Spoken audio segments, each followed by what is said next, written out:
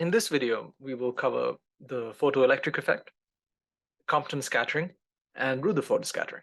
These experiments show how the applications of Planck's idea of the quantum, a discrete bundle of energy, how that idea spread and grew in influence across physics, and how the idea of the photon became better accepted.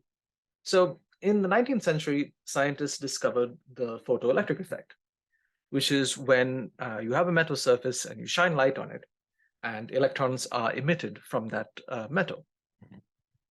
This in itself is, it's interesting, but maybe not too surprising. You supply energy and something pops out.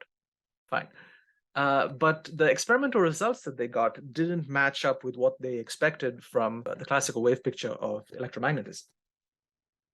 So here is what the photoelectric effect setup looks like. You have an emitter, which is this metal surface. You have a collector, denoted by C, and you shine light on the emitter. So this is the same setup repeated. What is different is whether you apply a negative potential to the collector or a positive potential to the collector. So in both cases, when you shine light, electrons get emitted from the emitter, and they come out with some kinetic energy, and they will try and cross the gap to the collector. Now, if the collector is positively charged, if it's at a positive potential, then it will attract the electrons, so they'll easily make it across. And if you have electrons making it across, then you have negative charges flowing up, which is equivalent to positive charges flowing in the opposite direction. So that would be a conventional current flowing down. If instead you have a collector which is at a negative potential, then it will repel the electrons. So the electrons still get emitted from the emitter, but they slow down as they cross this potential difference. And depending upon how negative the collector is, they may or may not make it across. So you can see that in this graph here, where we're plotting the photoelectric current as a function of the collector voltage. So at 0 collector voltage, if you shine light, yes, you do get some photoelectric current. If you turn the collector voltage positive, then you're attracting the electrons over, so you get more and more current. All of them, more and more of them are making it across the gap until you eventually hit the maximum current. All the electrons that are emitted are being absorbed. And so you get the saturation current. And the saturation current value depends on the intensity of the light. Well, that is what they found out eventually. So the more intense the light shining on the emitter, the higher the saturation current would be. But what if you apply a negative voltage to the collector? Well, then you start repelling the electrons, so fewer and fewer of them make it across. Only the ones with enough kinetic energy can cross the gap, but that becomes less and less as you make the collective potential more and more negative, until eventually you reach minus V naught as your potential. And at that point, and this would differ from metal to metal, but at that point, no electrons make it across and you've reached 0 current. And if you go more negative, then yes, again, no electrons make it across. So V naught, that magnitude of the potential, is called the stopping potential. So we've defined V naught in such a way that it's positive. And remember that E is the magnitude of the electron's charge. And so by using energy conservation, we can see that E times V naught should be Kmax. The idea being that, okay, the electrons come out of here at their maximum kinetic energy, and as they cross this electric potential, they slow down due to the repulsion. And if they are just stopped before reaching it, so if you're at the stopping potential here, if they're just stopped, that means that they lost all their kinetic energy, converting it into electrostatic potential energy. So we get this relation, E V naught equals Kmax. All right, So there we saw photoelectric current as a function of collector voltage. What if you instead look at the stopping potential, the stopping voltage, as a function of the frequency of the light? So this was what was surprising to scientists of the time. What they found was that each metal had a distinct cutoff frequency. If you shone light that on that metal that was below the cutoff frequency, then you would not get any current. And so you did not need a stopping potential because nothing was coming out. But if the light you were shining was above the cutoff frequency, then the further it was above the cutoff frequency, the higher the stopping potential you needed to apply to stop the current.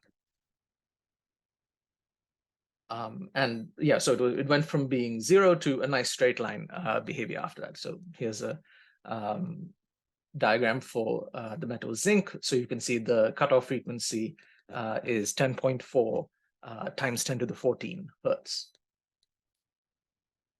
So any light with frequency below that does not produce a photoelectric current. Light with frequency above that does produce a current. But how much potential you need to stop the electrons varies depending upon how much above the cutoff frequency the frequency of the light was. So this was at odds with what they expected from the classical wave picture of electromagnetism. Because in the wave theory of electromagnetism, the energy transferred to the electrons would be related to the intensity of the light. So that meant that, well, if the electrons needed energy to escape from the metal, then any light should do. If it was 4 times 10 to the 14 or 12 times 10 to the 14 hertz, it wouldn't matter. Any frequency would do as long as the light was intense enough. That was what they expected. But that was not what they saw. They saw that if it was below the cutoff frequency, then even if they shone a very intense light on the metal, they would not get any photoelectrons. And they also expected that depending upon the intensity, there might be a delay in the emission of the photoelectrons. That, oh, maybe it takes some time. The metal has to absorb enough energy to release the electrons if it was a low intensity light. But no, they found that if it was above the cutoff frequency, then as soon as you put the light on the metal, it pretty much immediately released the electrons. So there was no delay. Even if it was a very low intensity light, if it was above the cutoff frequency, you would get photoelectrons. Not many photoelectrons, but you would get photoelectrons.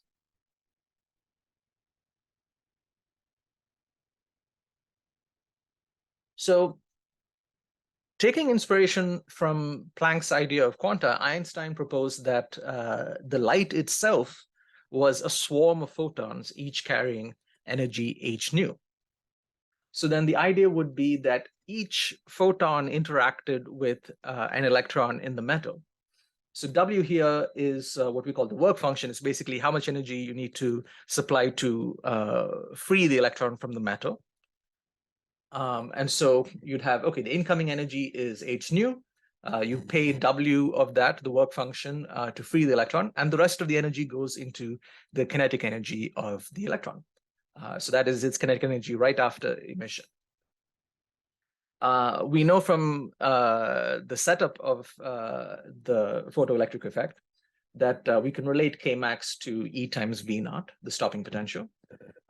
So we can rearrange things to get E times V naught equals h nu minus W. And you can rewrite W if you want as h times nu naught. And nu naught there is the cutoff frequency. So you get this, yes, this nice straight line equation if you're above the cutoff frequency. And yeah, that is indeed what we see.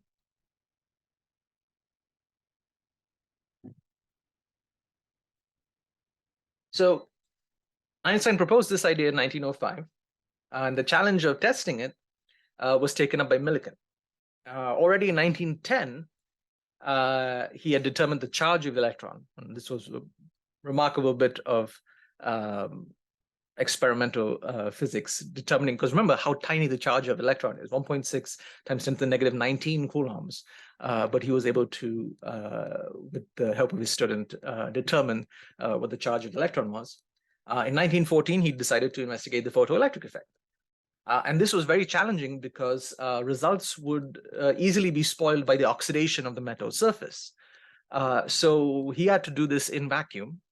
But it's even tougher than because, sure, you put a bit of metal in the vacuum chamber, but it's already been oxidized before you put it in. So what he needed to do was prepare what he called a machine shop in vacuo. So you put the block of metal in the vacuum chamber, empty the chamber of air, and then cut it to expose a fresh surface which had not been oxidized, and which would give you a clean photoelectric effect. So you had to do all this in vacuum. Then once you had this clean surface, you could do the photoelectric effect experiment still in that same vacuum. And interestingly, Millikan was, fully believed in the wave picture of light, and so he expected to refute Einstein. But he was a consummate experimentalist, so he did this extremely difficult experiment. Grudgingly admitted, okay, no, this data is what was predicted by Einstein's theory. And even then, in the beginning, he was like, okay, yes, the data follows Einstein's theory. His equation's all correct, but I don't agree with his interpretation of it. But eventually, he came around to the photon picture. Einstein won the Nobel Prize in 1921, not for relativity, not for special relativity, not for general relativity, but for the photoelectric effect. And Millikan received the Nobel Prize 2 years later, 1923, for both his work on the electron charge as well as the photoelectric effect. But there was still resistance to this idea of the photon, of discrete light quanta. But that would ease further, and you'd get confirmation of both the photon idea as well as special relativity in the form of Compton scattering. So in Compton scattering, what happens is you have an X-ray tube, you shine X-rays on a target, in this case, graphite. And what you see is that the X-rays scatter off the graphite target. They knock loose some electrons. But in this case, we're not interested in the electrons. I mean, they play a role, but we don't track them after they've been knocked loose. Instead, what we see is that the X-rays scatter off. But now, after this interaction with the target, they have a longer wavelength. And that was unusual. They didn't expect the wavelength to change. The rest of the experimental setup here is just to measure the new wavelength. You collimate your beam of X-rays, and then the crystal is, if you know the spacing, the crystal spacing, if you know how closely spaced the crystal layers are, you can basically use it as a diffraction grating to figure out the wavelength of the X-rays. And the ionization chamber was there just to sort of keep track of the energy of the X-rays. All right, so we can consider the electron to initially be at rest. And so then the picture is that, okay, you have this X-ray that comes in. It originally has wavelength lambda. Electron's initially at rest. And then after the collision, the electron has momentum magnitude PE and scatters off at some angle phi. X-ray scatters off at some angle theta, and now has new wavelength lambda prime. So what we're going to do is simply analyze this as, as elastic collision.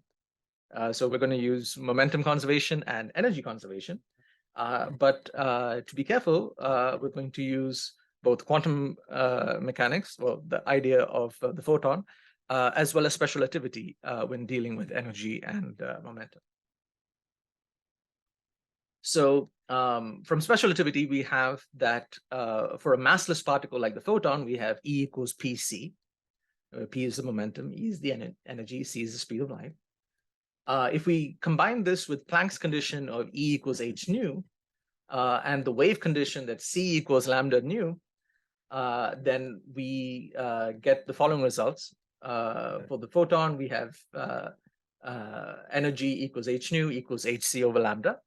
And the momentum of the photon would be E over c, which would be just h over lambda. So if we now apply momentum conservation on this picture, in the x direction, you have the initial momentum of the photon coming in, so it'll be h over lambda, and then you just need the x components of these two momenta. So you have h over lambda prime times cosine theta, right? You just want the x component, plus pe cosine phi. You just want the x component of the electron's momentum. And in the y direction, initially there was no momentum, so these two momenta have to be equal in magnitude, but opposite in direction in the y direction. So you can set up that equation as well. What about energy conservation? Well, initially you have energy of the electron initial, it's just at rest, and then initial energy of the photon, and then their final energies. So the electron's initial energy, we know from relativity that a particle with mass m has energy mc squared. That's the rest energy. And then you have initial energy of the photon, hc over lambda. Then you have final energy of the electron. Technically, this would be gamma mc squared, if you know a bit of relativity. But we're going to eliminate this term anyhow. So I'm just going to leave it as E electron final. And then the final energy of the photon, which is hc over lambda prime. All right. And then we want to eliminate reference to the electron because we are only going to measure what happens to the X-ray photon. And so to do that, we use this relation from relativity, E squared minus P squared C squared equals M squared C to the fourth. And so if you go back, you can get an expression for E from here. You can get an expression for, if you combine these two, you can get an expression for PE. And then you put that all together and simplify. And it's just really a lot of algebra. Not even that much algebra, actually, just squaring and some little bit of trig here. And then finally, you get this formula for the change in the wavelength of the X-ray. And from the photon picture, we know what's happening, that the X-ray photon is losing energy, which means its wavelength must be getting longer. So lambda prime will be greater than lambda. So you have lambda prime minus lambda is equal to h over m c times 1 minus cosine theta. Yeah, this fit great with the data that Compton observed. You're measuring lambda and lambda prime, you're measuring theta, and the rest of these are fundamental constants.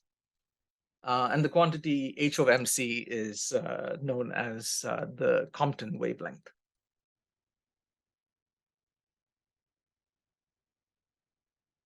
All right, so thanks to these experiments, acceptance of the photon idea was increasing. But we're now going to make our way to atoms and the structure of atoms. Indeed, part of the mystery is what gives rise to atomic spectra. Remember, we mentioned that besides the continuous blackbody spectrum, there were also these discrete line spectra where the types of the pattern of the line spectrum was associated with a particular element. So what gave rise to that? So the electron was discovered in 1897 by J.J. Thomson. After this discovery, what they assumed was that, okay, the electrons are negative, atoms are neutral. So obviously there's some positive charge. And what they thought was that the electrons were stuck in some great big ball of positive charge, so that they were overall neutral. So they're just like raisins in fruitcake. The analogy of the time is pieces of plum in plum pudding. And so it's called the plum pudding model. So this is what they thought the atom looked like. But this changed after the results of experiments in Rutherford's lab. These experiments were carried out by a postdoc, Geiger, and an undergraduate, Marsden. And what they did was they used a radioactive radium source, to direct a beam of alpha particles at a thin gold foil. So alpha particles, now we describe them basically as helium-4 nuclei. So there are 2 protons and 2 neutrons, no electrons. So they're these small, fast-moving, positively charged particles. So the alpha particles that pass through the gold foil, they could be detected using a sheet of zinc sulfide, because when they struck the zinc sulfide, there would be a flash of light, a little fluorescence. And as expected, the beam was found, like it passed through the gold foil and it was slightly spread out. It went in as a fairly tight beam and then it came out slightly spread out. So it made sense, okay, the alpha particles were being scattered a little bit by the gold atoms. And this was expected. But then Rutherford had an unusual idea. He said, he asked Geiger and Marsden to check, were there any alpha particles that had been deflected by a large angle that didn't just go mostly through, but instead bounced back? And this was not really something they were expecting, especially if the main thing that the alpha particles were interacting with, if they were going to be electrons, they knew the electrons were much lighter than alpha particles, thousands of times lighter, in fact. So let's recall what we've learned about elastic collisions. We know for a 1D elastic collision, if you have 2 particles colliding where the particle with mass big M is coming in with some speed v, and it strikes a stationary particle with mass small m. If it's elastic, we can apply momentum conservation, energy conservation, and derive a formula for the velocity of our bullet particle, if you like, the alpha particle in this case, after the collision. And what you get is, okay, v prime equals minus v times this factor, which depends on the masses. But what you can see is that v prime will only be negative. Well, there's already a minus sign here. So if you want v prime to be negative overall, then, well, v is positive, that's fine. That means this factor needs to be positive. But that only happens if your target, little m, is more massive than the alpha particle, right? So v prime will only be negative if little m is greater than big M. So your stationary target is much more massive than the alpha particle, the bullet that's coming in. So that implied that the mass of the gold atom was concentrated in a small region, the nucleus, that the alpha particles would occasionally strike and bounce off. And in fact, you can go further. We know the nucleus will be positively charged, and the alpha particles are also positively charged. So it's Coulomb repulsion that's slowing them down. And you can use that and energy conservation to just determine the stopping point, the stopping radius of the alpha particle. How close does it come to the nucleus? And so if you assume the nucleus has charge z times e, then you can calculate this is the stopping radius of the alpha particle. But remember, they saw alpha particles bouncing back. So that means that the alpha particles didn't merge with the nucleus, right? They stopped before actually merging with the nucleus. And these alpha particles were moving pretty fast, 2 times 10 to the 9 centimeters per second. So even if z is like 100, the stopping radius would be on the order of 10 to the minus 12 centimeters. But that means that the nucleus had to be even smaller, right? And that was much smaller than the size of atoms, which they already knew was on the order of 10 to the minus 8 centimeters. So you had these extremely positive, extremely massive, tiny regions, which was the nucleus. And that was where the mass of the atom was concentrated. And that was not what they had been expecting at all. So Rutherford was most surprised by these results. He said it was the most incredible event that's ever happened to me in my life. Almost as incredible as if you fired a 15-inch shell at a piece of tissue paper and it came back and hit you. And so he concluded, okay, you have this nucleus and the electrons are orbiting around it, just like planets around the sun. But this led to difficulties in classical physics because a charged electron moving in a circle is accelerating. and an accelerating charge should radiate energy, and it should lose energy as it radiates light. And as it lost more and more energy, it should lose speed and spiral in and eventually hit the nucleus, and the atom collapses. So why were atoms stable? What determined the radii at which electrons orbited? Could they orbit at any radius they liked, or were certain radii preferred? And again, we still haven't addressed the question of atomic line spectra. And so all this is something that Bohr would confront.